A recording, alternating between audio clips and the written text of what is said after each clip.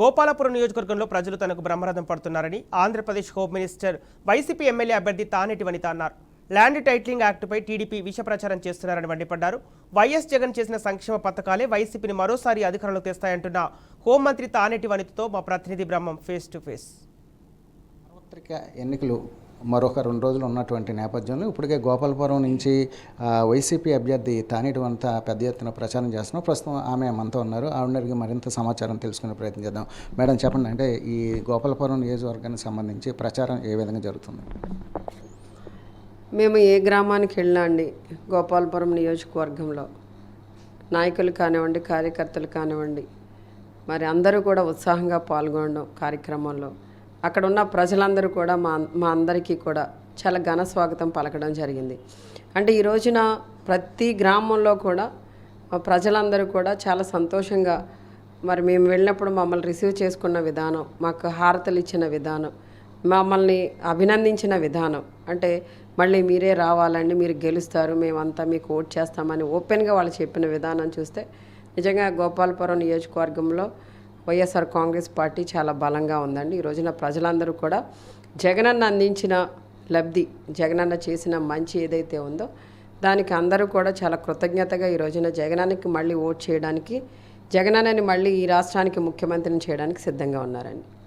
Madam చెప్పండి, అంటే ఏదైతే ల్యాండ్ టైటిలింగ్ యాక్ట్ అయితే ఉందో అది ఇటు టీడీపీ వాళ్ళు కొంత ప్రచారం అది చేస్తున్నారండి. మీ వైసీపీ నుంచి మీ వైఖరి ఏదో ఉంది, అంటే టీడీపీ అధికారులైనా అది ఇది ఒక నల్ల చట్టం, ఇది క్యాన్సిల్ చేస్తామని చెప్తున్నారు. యాక్చువల్లీ ల్యాండ్ టైటిలింగ్ యాక్ట్ అనేది అసలు ఇంతవరకు రాలేదండి. ఎవరు అసలు మన ఆంధ్ర రాష్ట్రంలో చట్టం చేయలేదు.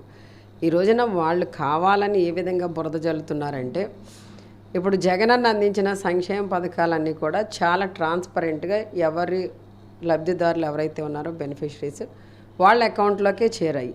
సో ఎక్కడా కూడా అవినీతి అనేది జరగలేదు, అవినీతి మరకలు అనేవి లేవు. ఈ రోజున ఏదో రకంగా వాళ్ళు బురద జల్లే కార్యక్రమం చాలా రకాలుగా ప్రభుత్వం మీద, జగనన్న మీద ప్రయత్నాలు చేశారు. ఎక్కడా కూడా వాళ్ళు సక్సెస్ అవ్వలేకపోయారు.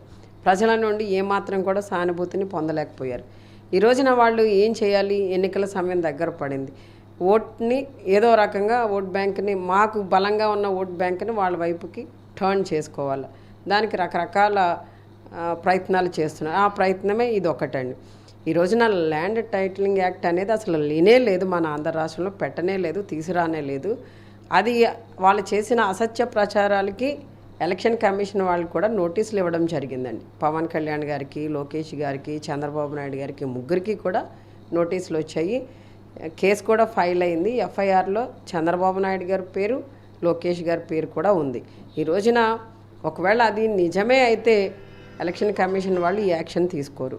రెండవది, ఈ ల్యాండ్ టైటిలింగ్ యాక్ట్ అనేది ఒకటి తీసుకొచ్చి ఇక్కడ ఎవరైతే జిరాయితీ భూములు కలిగిన రైతులు ఉన్నారో వాళ్ళ భూములన్నీ కూడా ఏదో జగనన్న తీసేసుకుంటారు, స్వాధీనం చేసేసుకుంటారు అనేది ఒక దుష్ప్రచారం మొదలుపెట్టారు వీళ్ళు. ఈ రోజున నేను వీరందరికీ చెప్పేది ఒక్కటే, ఇంతవరకు కూడా మన ఆంధ్ర రాష్ట్రాన్ని పరిపాలించిన ముఖ్యమంత్రులు ఏ ముఖ్యమంత్రి కూడా చేయనంత ఎక్కువ మొత్తంలో 32 లక్షల ఇళ్ల స్థలాలు పేదలకి, నిరుపేదలకి ఉచితంగా ఇచ్చారు జగనన్న. ఉచితంగా ఇవ్వడమే కాకుండా గతంలో ఇళ్ల స్థలాలు ఎవరైనా ఇచ్చి ఉంటే అరాకొర ఇచ్చేవారు, దానికి కూడా ఒక పేపర్ ఇచ్చేవారండి పట్టా కింద, జస్ట్ అంతే. కానీ ఈ రోజున రిజిస్టర్డ్ డాక్యుమెంట్స్ ఇవ్వడం జరిగింది. ఆ రిజిస్ట్రేషన్ ఛార్జెస్ కూడా ప్రభుత్వమే భరించింది తప్ప ఎక్కడా కూడా బెనిఫిషరీ మీద భారం కాలేదు. అంతేకాకుండా ఈ రోజున అసైన్డ్ ల్యాండ్స్ అయితే ఎక్కడున్నాయో, లేదా గవర్నమెంట్ భూముల మీద పోడు భూములు అంటుంటారు కదండి, అలాంటి భూముల్ని ఎవరైనా నిరుపేదలుగా ఉన్నా, పేదలుగా ఉన్న ఎస్సీ, ఎస్టీ, బీసీ వాళ్ళు ఎవరైతే అక్కడ వ్యవసాయం చేసుకుంటున్నారో వారందరికీ కూడా శాశ్వతమైన భూ హక్కుని కల్పించడం జరిగింది. ఈ రోజున వారందరికీ కూడా శాశ్వతమైన హక్కుని కల్పిస్తూ వాళ్ళకి పట్టాలు కూడా ఇవ్వడం జరిగింది. ఈ రోజున జగనన్న ఎంతోమందికి భూమిని ఉచితంగా ఇచ్చాడే తప్ప ఎవరి భూమిని లాక్కోలేదు, లాక్కునే ప్రయత్నం కూడా చేయలేదు, చేయవలసిన అవసరం కూడా జగనన్నకి లేదు. ఈ రోజున మీ సొంత భూమి, మీ భూమి, రైతుగా మీకు ఒక భూమి ఉంది, ఆ భూమికి దానికి సంబంధించిన మీ పట్టా ఉన్నప్పుడు మీ పట్టాని ఎవరో తీసుకుని, అసలు మీ ఇంట్లో వాళ్ళే తీసుకునే హక్కు లేనప్పుడు ప్రభుత్వం ఎందుకు తీసుకుంటుంది? జగనన్న ఎందుకు తీసుకుంటారు? అంటే కావాలని ఒక దుష్ప్రచారం చేస్తూ కాస్త కోస్త భూమి కలిగిన చిన్న సన్నకారు రైతుల మీద ఒక భయాన్ని పుట్టించి ఏదో జగనన్న వస్తే ఏదో జరిగిపోతుంది అని భయభ్రాంతులను చేసి ఒక కుట్రపూరితమైన రాజకీయాలు చేస్తూ ఈ రోజున ప్రజల్ని డైవర్ట్ చేయాలని ప్లాన్ చేస్తున్నారే తప్ప ఇది వాస్తవం కాదండి. మేడం, ఇప్పటికే జగన్మోహన్ రెడ్డి వైనాట్ 175 అంటున్నారు. అయితే ప్రస్తుతం ఉన్న పరిస్థితిలో ఇటు కూటమి గాలి ఏ విధంగా ఉంది? వైనాట్ 175 వచ్చే అవకాశం ఉందా? జగనన్న అందించిన పాలనకి ఖచ్చితంగా 175కి 175 రావాలండి.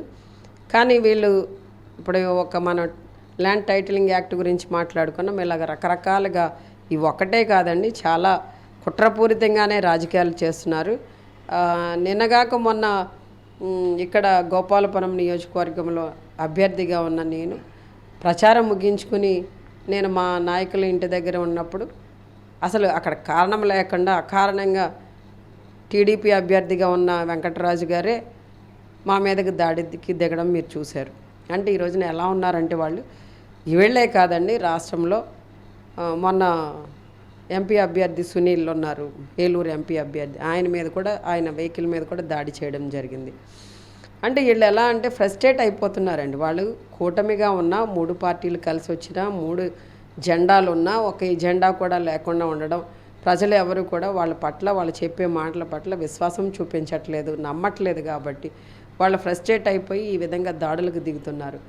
ఎక్కడా కూడా ఈ రోజున కొన్ని స్థానాలు రావడం అనేది రావచ్చేమో కానండి, వాళ్ళైతే అధికారంలోకి రాలేమన్న విషయం వాళ్ళకి అర్థమైంది. అందుకనే ఈ రోజున ప్రతి చోట కూడా దాడులకు దిగుతున్నారు, ఇబ్బంది పెడుతున్నారు.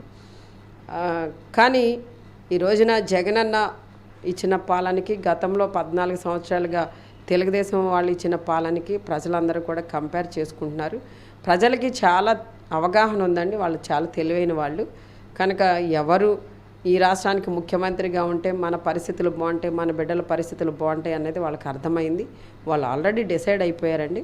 ఖచ్చితంగా మళ్ళీ రాష్ట్రానికి జగనన్నే ముఖ్యమంత్రి కావడం అనేది ఖాయం అండి. మేడం, ఫైనల్గా గోపాలపురం నియోజకవర్గానికి సంబంధించి రిజల్ట్ ఏ విధంగా ఉండబోతుంది? జగనన్న వైసీపీ గెలుస్తుందండి. ఇక్కడ జగనన్నకి చాలామంది అభిమానులు ఉన్నారు. జగనన్న చేసిన మంచికి చాలామంది అంటే తమ అభిమానాన్ని, తమ ఆప్యాయతని ఎక్స్ప్రెస్ చేయడానికి మే 13 కోసం వెయిట్ చేస్తున్నారండి. వైసీపీ గెలవడం ఖాయం. ఓకే, ఇది పరిస్థితి. ఇటు ఆంధ్ర రాష్ట్ర వ్యాప్తంగా కూడా చూసుకున్నట్లయితే ఇటు వైసీపీ అధికారంలో వస్తుంది. అదేవిధంగా ఏదైతే ల్యాండ్ యాక్ట్ చట్టం ఉందో ఆ చట్టానికి సంబంధించి ఇదంతా కూడా టీడీపీ బురద జల్లుతున్నారని తానేటి చెప్తున్నారు. ఏదేమైనప్పటికీ కూడా రాబోయేటువంటి ఎన్నికల నేపథ్యంలో ఏదైతే వైసీపీ పార్టీ కావచ్చు, లేదంటే ఈ గోపాలపురం నియోజకవర్గం నుంచి అత్యధిక మెజారిటీతో గెలుస్తానని తాను చెప్తున్నారు. ఇదే పరిస్థితి. కెమెరామెన్ శ్రీనివాస్తో బ్రహ్మ, బీఆర్కే న్యూస్, గోపాలపురం నుంచి.